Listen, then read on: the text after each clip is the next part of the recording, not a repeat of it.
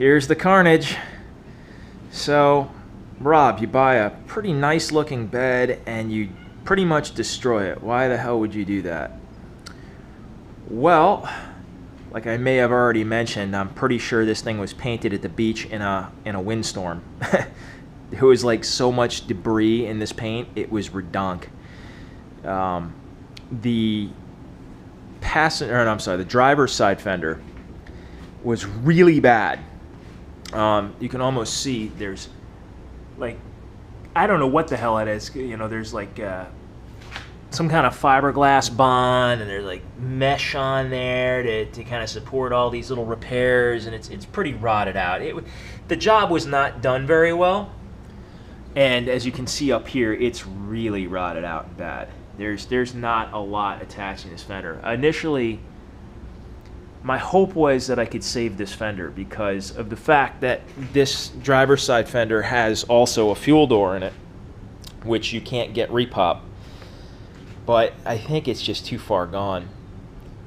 I'm still going to keep the fender. I'm going to throw it in my attic because at some point, if I ever wanted, I guess I could cut that fuel door out and graft it into a repop fender. I mean, you can, if you look down, I think it's hard to see in the light, but you can see all the ripples from all the Bondo. I mean, have I mentioned lately how much I hate Bondo and the wannabe sculptor / artists that think they can just, you know, sculpt an entire car out of the shit? I mean, really.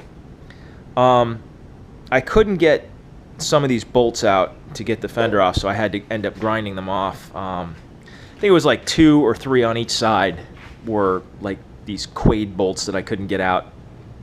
So I had to grind them, which kind of jacked up the lizard skin a little bit, the rhino liner, which I'm kind of pissed about, but you know, what are you going to do?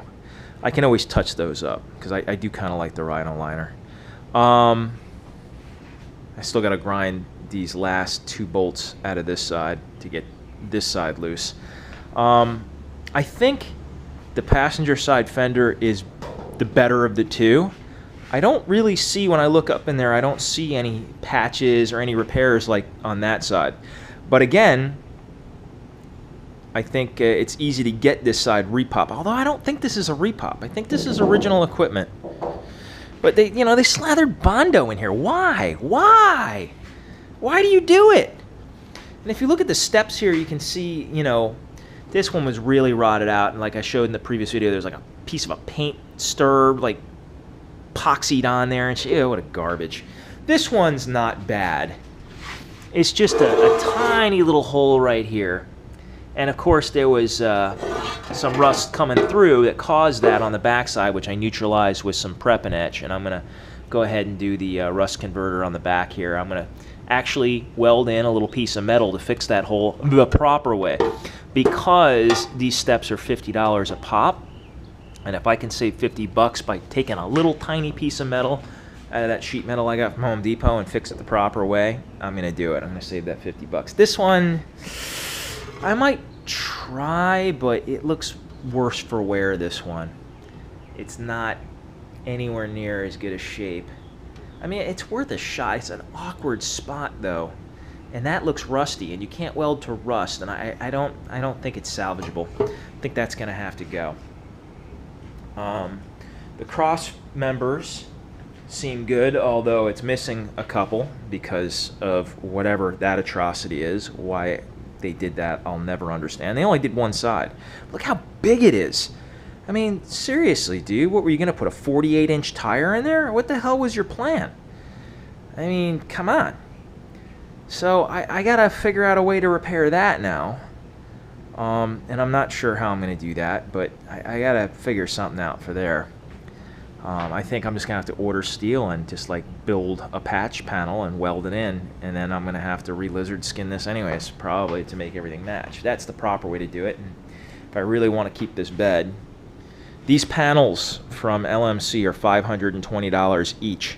Probably the single most expensive part that you can buy for these trucks, repop, is these panels. So I mean, I paid $600 for the bed. Those, you know, supports there, $30 a pop. That's $520. This is kind of mangled a little bit, but that's totally salvageable. I can either weld in a strip piece of steel on the bottom to reinforce that, or weld in some washers or whatever. This is solid. You know, this is 150 bucks, or 130. I'm sorry, it's 130 for this. And I think it's the same for the tailgate, 130, and the tailgate's good. So, I mean, I've got some solid parts here. Tail lights are fine. Nothing wrong. Well, no, that one is broken, isn't it? Ah, it's broken. Okay, so whatever. I'm not sure if they're LED or not. Probably not. I'm gonna say no. So yeah, I mean, I think it was still worth the money because you don't find these too often. They're hard to come by locally, anyways. And you got to kind of jump on them when you can. But yeah, I got to sand all this down. Looking at this fender here that I also wet sanded to get all that debris out, I don't see the same ripples, the same like score marks from Bondo on this fender that I see on that one. So this fender is worth $250.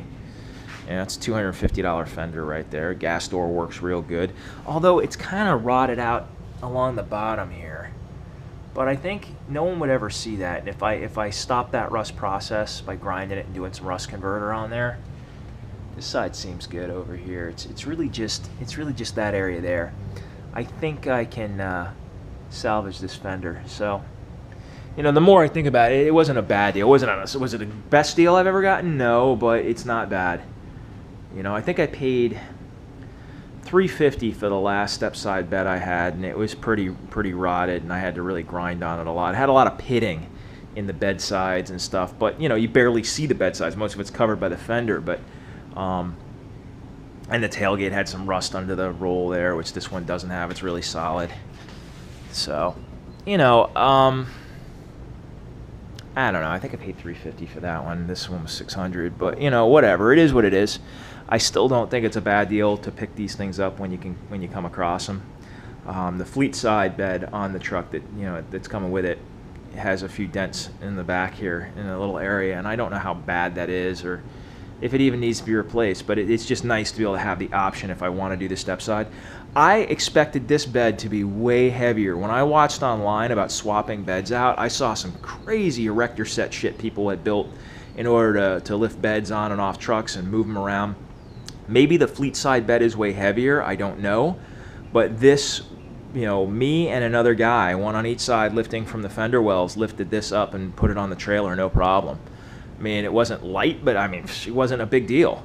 So I'm hoping that it only takes two guys to switch the beds out whenever I want to do it. And if that's the case, me and Doug, you know, can swap this sucker out real easy, and vice versa. You know, he's got a back issue anyways, but this is not heavy enough. I don't think it would be a problem. I expected it to be way heavier, and I could take the tailgate off. This is with the tailgate on. Everything was in the truck when we lifted this. I could take the tailgate off, take the fenders off, make it way lighter. So, because as I take these bolts out, I'm replacing them with new hardware, which is gonna, make it 2 seconds to remove the stuff, because this old hardware was shot. I spent a lot of time yesterday, like with these nuts and bolts here. I used my Harbor Freight tap and die set, the SAE set, and literally cleaned up all the threads on these bolts and reamed out all the thread holes, the zerks on the fender there and on this piece here, and they thread in like butter now. I did that on the 48 build I did as well. I cleaned up all the original hardware because they weren't rusty and there was no need to replace them if I didn't have to. I mean, $7, $8. I mean, you keep replacing all this stuff, $7 here, $10 there, $12 here. It starts adding up. So I just cleaned up all this hardware and it's, you know, it's working just fine. I'll probably have to replace this hardware because it was shot. I got new carriage bolts for the, the bed to truck mount from Home Depot here. Just brand new stuff here, rather than the old ratty crap. They're a little longer too, so it'll give me more bite when I mount the truck. So that's where I'm at today, kids. I gotta finish taking all the crap off the other side of that bedside rather, and prime that whole thing. And then I'm gonna do the same over here, which I think is this side's the better of the two sides. I think this one's gonna be okay. Require like barely any work. Minor stuff on this fender. This, I'm hoping, should be the only body work required on this truck. Part of the reason why I'm having a truck shipped in from New Mexico is because after multiple pictures going back and forth between me and this guy, I don't I'm hoping, according to the pictures I saw, I asked for very detailed shots of very specific places up close. He swears up and down there is no rust on this truck. It's from New Mexico, and there is no rust. I looked all the way around the floor pan, sill plates. He didn't take the sill plate crossovers off, but there's no carpet in it. And I looked all the way. I wanted to see pictures all the way up the kick panels, up under the dash. He took very detailed pictures there, and I don't see anything. So it looks like it's good. So if this is the only body work I have to do is this here, then we're in good shape. I can live with that. So. The engine, unfortunately, under closer inspection now of some of the pictures I have of the truck, it does have center bolt heads on it, but they are not Vortec heads because of the angle of the intake bolts. I can tell right off the bat that they're not. So, it's a rebuilt engine, which is great. It's only got like 2,000 miles on it. I said it was rebuilt like six months ago or something. So, that's cool that it's rebuilt, but it's not a Vortec motor, so that kind of sucks. That would have been nice. That would have been a nice perk. It's got headers on it, but they're probably cheapy, uncoated, no-name headers or whatever. That's, no great deal there. Can't see what carburetor it is, but, it's a nice painted motor. The motor looks clean, looks nice. It's all been painted up and looks good. Hopefully it runs strong. It's going to be a dog, though. The whole truck mechanically needs to be revamped. It's got, unknown rear end in it, unknown gears, probably tall highway gears in it. It's probably a peg legger. All that's going to need to be redone for a performance application anyways. But again, just wanted a rust-free truck because after dealing with the last build, the Pontiac, and the 48, where there was just so much body work and rust to be dealt with, my garage was covered. Everything was covered in a layer of dust. You can already see a little silt of dust here just from what I did yesterday.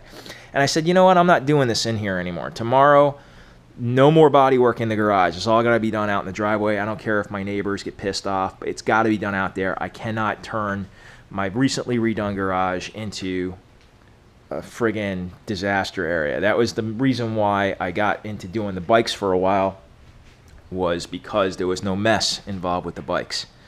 So, you just got on it, started up, rode, and it was done. Building hot rods and stuff, it's messy. It's messy business. So, for me to get back into this now, I don't want to destroy the new garage now with the new floor and everything in here. So I have to play it smart. All right. Well, I think that's it. This has already been a long-winded update. So I'm going to cut it off here, and I'll see you in the next one.